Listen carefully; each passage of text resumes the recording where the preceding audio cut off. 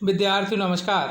कक्षा 9वीं हिंदी स्पर्श भाग 1 के पाठ 4 शीर्षक तुम कब जाओगे अतिथि के अंतर्गत आज हम शरद जोशी जी द्वारा आतिथ्य और अतिथि के संबंध में लिखे गए इस व्यंग को पढ़ेंगे।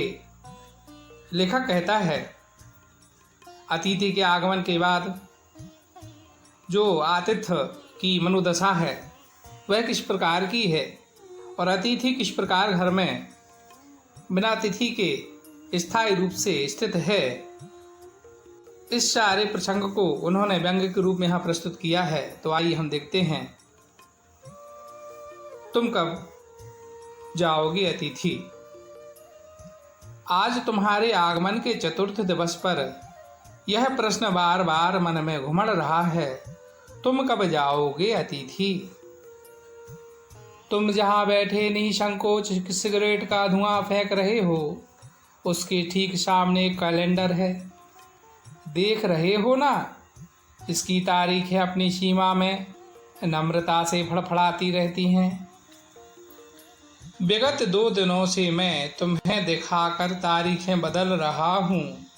तुम जानते हो, अगर तुम्हें हिसाब लगाना आता है कि यह चौथा दिन है, तुम्हारे सतत आतिथ्य का चौथा भारी दिन, पर तुम्हारे जाने की कोई संभावना प्रतीत नहीं होती।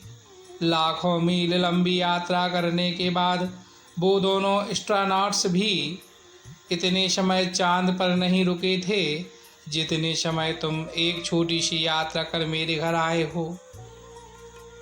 तुम अपने भारी चरण कमलों की छाप मेरी जमीन पर अंकित कर चुके। तुमने एक अंतरंग निजी संबंध मुझसे स्थापित कर लिया। तुमने मेरी आर्थिक सीमाओं की बेंजनी चट्टान देख ली। तुम मेरी काफ़ी मिट्टी खोद चुके। अब तुम लौट जाओ अतिथि। तुम्हारे जाने के लिए यह उच्च समय अर्थात हाई टाइम है। क्या तुम्हें तुम्हारी पृथ्वी नहीं पुकारती। उस दिन जब तुम आए थे, मेरे हृदय में किसी प्रकार की आशंका धड़क उठी। अंदर ही अंदर कहीं मेरा बटुआ कांप गया। उसके बावजूद एक स्नेह भीगी मुस्कुराहट के साथ मैं तुमसे गले मिला था और मेरी पत्नी ने तुम्हें सादर नमस्ते की थी। तुम्हारे सम्मान में ओ अतिथि, हमने रात के भोजन को एकाएक उच्च मध्यम वर्ग के डिनर में बदल दिया था। तुम्हें स्मरण होगा कि 2 सब्जियों और रायते के अलावा हमने मीठा भी बनाया था। इस सारे उत्साह और लगन के मूल में एक आशा थी कि तुम्हारे दूसरे दिन किसी रेल से एक शानदार मेहमान नवाजी की छाप अपने हृदय में ले तुम चले जाओगे। हम तुमसे रुकने के लिए आग्रह करेंगे, मगर तुम नहीं मानोगे और एक अच्छे अतिथि की तरह चले जाओगे। पर ऐसा नहीं हुआ। दूसरे दिन भी तुम अपनी अतिथि सुलभ मुस्कान लिए घर में ही बने रहे। हमने अपनी पीढ़ा पी ली और प्रसन्न बने रहे। स्वागत सत्कार के जिस उच्च बिंदु पर हम तुम्हें ले जा सकते थे वहाँ से नीचे उतर हमने फिर दोपहर के भोजन को लंच की गरिमा प्रदान की और रात्रि को तुम्हें सिनेमा भी दिखाया। हमारे सत्कार का यह आखिरी छोर है, जिससे आगे हम किसी के लिए नहीं बढ़े। इसके तुरंत बाद भावभीनी विदाई का वह भीगा हुआ क्षण आ जाना चाहिए था, जब तुम विदा होते और हम तुम्हें स्टेशन तक छोड़ने जाते, पर तुमने ऐसा नहीं किया। यह आघात अप्रत्याशित था और इसकी चोट मार्मिक थी। तुम्हारे सामीप्य की बेला एकाएक यों रबर की तरह खिंच जाएगी, इसका मुझे अनुमान न था। एक दिन सुबह से अचानक उठकर आपने फरमाइश की कि मेरे कपड़े धोने हैं और इसे लॉन्ड्री में डालना है। उस समय मेरे मन में पहली बार विचार आया कि अतिथि देवता सद नहीं होता, पर वह मानव तो होता ही है। थोड़े अंशों में राक्षस भी हो सकता है। किसी लांड्री पर दे देते हैं, जल्दी धुल जाएंगे। मैंने कहा। मन ही मन एक विश्वास पल रहा था कि तुम्हें जल्दी जाना है। कहाँ है लांड्री? चलो चलते हैं, मैंने कहा और अपनी साइज बनियान पर औपचारिक कुर्ता डालने लगा। कहाँ जा रहे हैं? पत्नी ने पूछा। इनके कपड़े लॉन्ड्री पर देने हैं, मैंने कहा। मेरी पत्नी की आंखें एकाएक बड़ी बड़ी हो गईं। आज से कुछ बरस पूर्व उनकी ऐसी आंखें देख मैंने अपने अकेलेपन की यात्रा समाप्त कर बिस्तर खोल दिया था और उन्हें अपनी पत्नी स्वीकार किया था। पर अब जब वे ही आंखें बड़ी होती हैं तो मन छोटा होने लगता है। वे इस आशंका और भय से बड़ी हुई थीं कि अतिथि अधिक दिनों ठहरेगा, और आशंका निर्मूल नहीं थी। अतिथि, तुम जा नहीं रहे। लॉन्ड्री पर दिए कपड़े धुलकर आ गए और तुम यहीं हो। तुम्हारे भरकम शरीर से सलवटे पड़ी चादर बदली जा चुकी हैं और तुम यहीं हो। तुम्हें देखकर फूट पड़ने वाली मुस्कुराहट धीरे धीरे फीकी पड़कर अब लुप्त हो गई है। ठहाकों के रंगीन गुब्बारे जो कल तक इस कमरे के आकाश में उड़ते थे अब दिखाई नहीं पड़ते। बातचीत की उछलती हुई गेंद चर्चा के क्षेत्र के सभी कोनलों से ठप्पे खाकर फिर सेंटर में आकर चुप पड़ी है। अब इसे ना तुम हिला रहे हो ना मैं।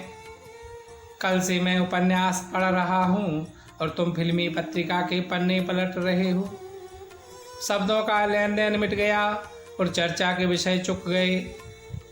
परिवार, बच्चे, नौकरी, फिल्म, राजनीति, रिश्तेदारी, तबादले, पुराने दोस्तों, परिवार नियोजन, महंगाई, साहित्य और यहाँ तक कि आँख मार मार कर हमने पुरानी प्रेमिकाओं का भी जिक्र कर लिया और अब एक चुप्पी रही। अर्थात लेखक ने कहा कि अतिथि और आतिथ्य के बीच उनके जीवन की जितनी भी चर्चाएं थीं, जितने भी क्षेत्र की चर्चाएं थीं, अच्छी बुरी मजाक वाली, सब प्रकार की चर्चाएं पूर्ण हो चुकी। कोई विषय शेष ना रहा। अब दोनों ओर से चुप्पी है। बस दोनों बैठे अपने अपने काम की ओर ध्यान दे रहे हैं। सौहार्द अब सनय सनय बोरियत में रूपांतरित हो रहा है। भावनाएं गालियों का स्वरूप ग्रहण कर रही हैं। पर तुम जा नहीं रहे। किस आदर्श गोंद से तुम्हारा व्यक्तित्व यहाँ चिपक गया है, मैं इस भेद को सपरिवार नहीं समझ पा रहा हूँ।